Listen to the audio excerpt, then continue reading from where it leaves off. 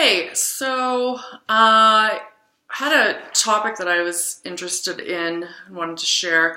It's based on a Quora question that I saw a couple of months ago, and the answer is from a Chris Vaughn. And it's interesting to me because I've definitely felt this in my own life. The question is, do INTJs have any blind spots? That's a very broad topic, and I mean, from the broad sense, everyone has blind spots, so that's something that is a human side of things, not an INTJ specific. But he decides to answer this question through a unique lens. I'm going to paraphrase a couple of things, but I'm going to take some of them straight from here so I don't mess up what his message is. He says, my fatal flaw has always been my capacity to see an individual for their potential while completely ignoring the current state of their reality.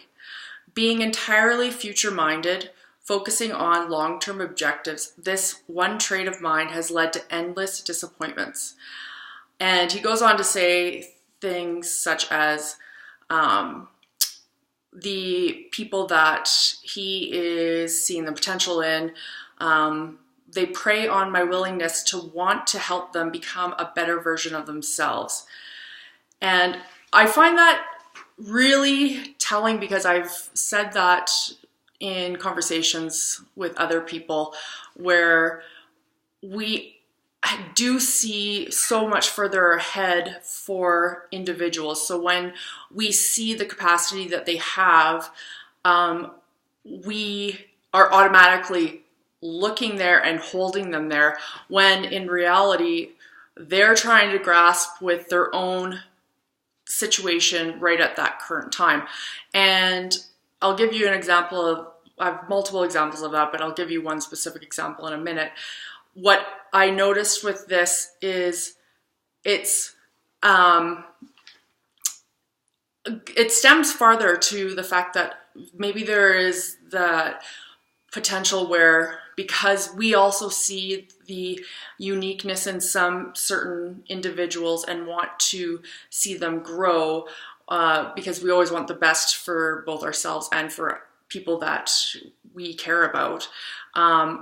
We almost take on the potential for a coaching role, or we go and say hire them, or want to build a niche for them in order to build capacity in their lives. So and maybe there's also, I know at least for myself, there's also a component that I would have loved to have someone give a handout to help me move forward in certain situations.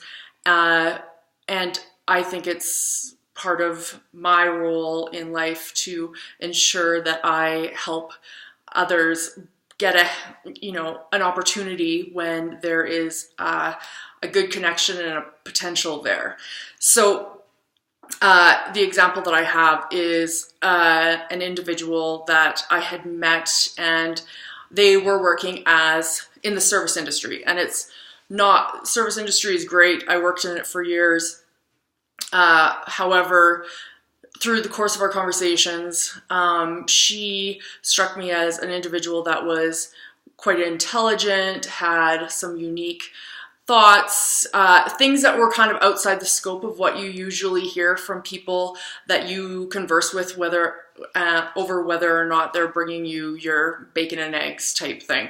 So I thought that was really interesting to explore. So I looked into talking with her further, and I found that she had gone and done 3/4 of her degree, but she never graduated from university.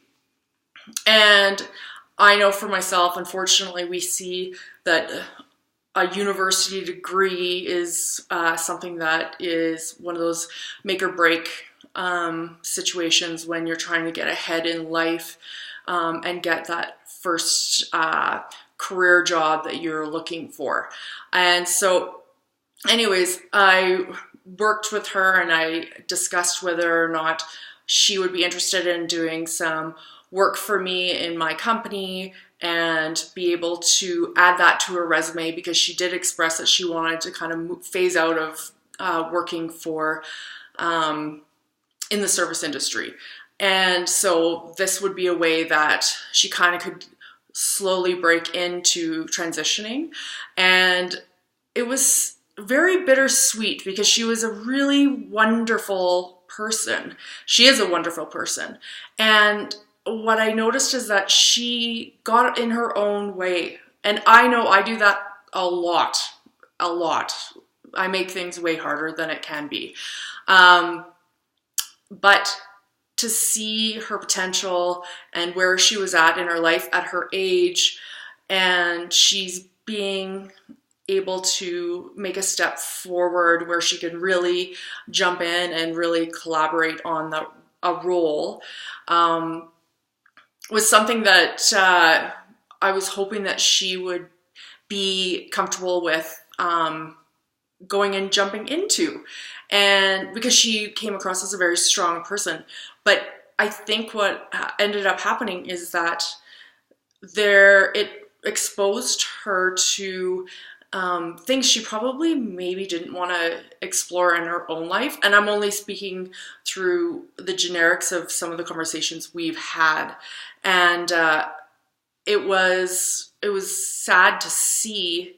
And I hope she's doing really well. She decided not to go ahead with the role. And by no means do I think that working for me would be fantastic. The main points, what I'm trying to get at is we want to see the best in people that we see have potential, and we take time out of life to go spend extra time with those people. It's not a mutual relationship. It's basically a coaching relationship, and you know that you're taking on that coaching or mentoring, and it might be even inadvertently, but you just see that this person is worth taking some extra time to work with, and the capacity just isn't there yet for that person.